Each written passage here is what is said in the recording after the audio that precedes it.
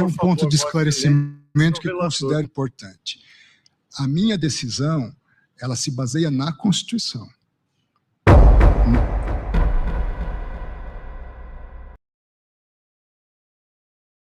Do Senado Federal, que trata de prorrogação de comissão parlamentar de inquérito para comissões do Senado, ali existe expressamente a palavra poderá ser prorrogado, o que indica um juízo aqui de discricionariedade e de uma análise política que a Casa teria que fazer nessa circunstância.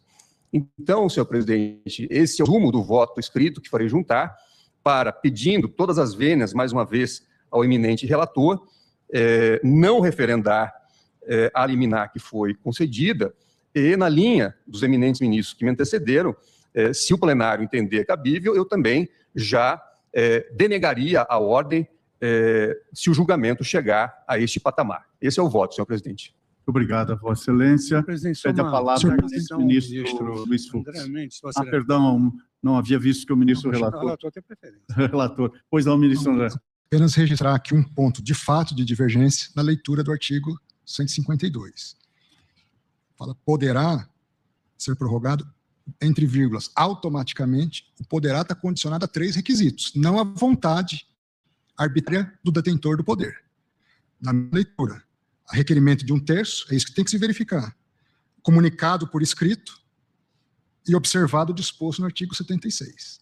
Então, esse poderá não é uma recusa contumaz e deliberada pela autoridade, sob a minha ótica.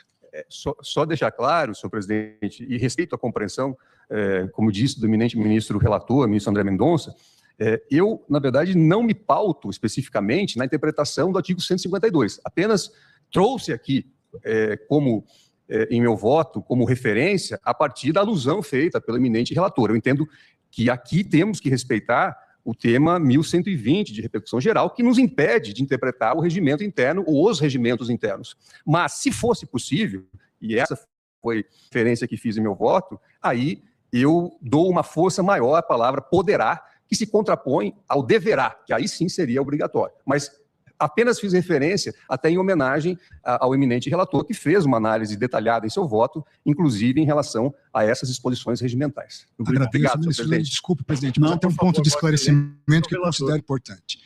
A minha decisão, ela se baseia na Constituição, no 58, parágrafo 3º. O regimento, ele acaba sendo um instrumento de viabilização burocrática da densidade constitucional do artigo 58. O artigo 58 diz serão criadas.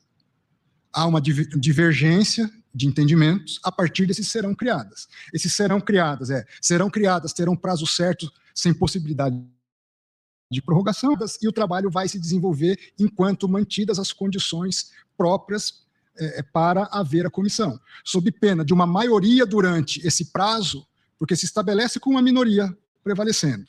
Direito de minoria. A composição da comissão obedece já a critérios de maioria dentro do parlamento. A maioria sufoca dentro da comissão a minoria, o prazo transcorre e nada é feito, sabendo-se que pode aguardar o prazo certo, caminhar, que vai morrer de inanição. É o que vai acontecer nessas situações. Obrigado, Vossa Excelência. Ministro Fux, Vossa Excelência. Era só um esclarecimento que, mais de uma vez aqui, sugeriu-se o julgamento já definitivo.